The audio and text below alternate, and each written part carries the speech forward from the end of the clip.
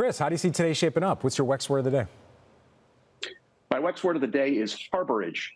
I don't mean that to sound too bearish, but what we're seeing is we're at an inflection point in both the economy and interest rates. We've got a contentious election ahead of us, a complicated international situation, and a market that overall I wouldn't call cheap. It's already pricing in a soft landing. So while I wouldn't pull the boats from the water, I would be a little cautious here. We're looking for some safe havens, companies with reliable earnings, pricing power, and good balance sheets in the very near term.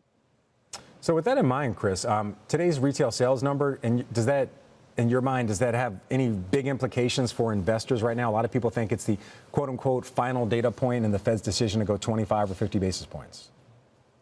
Yeah, we don't spend a lot of time on all of these data points. Obviously, we're bottom up. We do look broadly at these data points as well as what companies are saying. And it would appear that the consumer is tired. The economy is slowing. That's pretty clear. And you're seeing, some response by companies trying to preserve margins with things like layoffs. And the Fed will have to weigh how quickly they want to go in their rate cutting journey. Obviously, 50 basis points would be more supportive of asset values, but it does potentially present a negative signal in terms of what the Fed thinks of the economy. All right, so you think if they go 50 basis points, that would be a potentially negative signal. It might spook the market. We've heard a lot of people saying. And right now you're saying in that harborage theme that right now the Mag 7, that's a place that you would actually put money. We've seen, Mag 7 names under a bit of pressure since Jackson Hole when Jay Powell really indicated we're going to get that cut. Why do you think getting the cut turns their fortunes around? Well, I think I'm not so sure it's related to the cut, but, we've had the strange situation where in the rate hiking cycle, companies with very long duration cash flows, the Mag 7, have done better.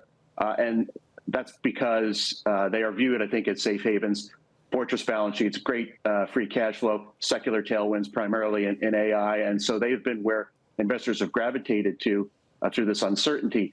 They've lagged over the last few months because investors are pricing in a soft landing with rate cuts and looking elsewhere. And we're looking elsewhere, too, towards smaller cap companies. Companies outside of that Mag 7. But in the very near term, I think they return to their pride of place as safe havens. All right. Yes, I also want to correct what I was saying. Underperforming, not actually trading lower. So I want to get to some of these other safe haven plays that you have. Kind of an interesting list of names. Campbell's Soup is one of them. American Tower, we've heard a lot of people talk about that. Also our parent company of Comcast. Why are these names that you would put money to work in right now? Yeah, I think one of the attractive themes that we've got is looking for companies that have defensive cash flows with rate tailwinds. Some of these are the erstwhile bond proxies that got beaten up as rates went up and as they, in some cases, dealt with the aftermath of the COVID era. And they've straightened that out. Just to pick a couple of them, it's no longer Campbell's Soup. It's just going to be the Campbell's Company, a staple that has, they closed on their acquisition of Rao's Sauce, gives them another platform for growth in their meals business. They've been building up their snacking business. Eventually, they could separate those two businesses. Mars's acquisition of Kellanova shows there's demand for those assets. Comcast, media industry has been beaten up.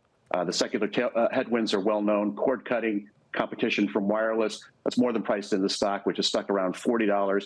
80% of their prodigious free cash flows from the old cable business. Broadband, which is going up in value, and they should be able to price to continue to grow the company as they work through the challenges of NBC.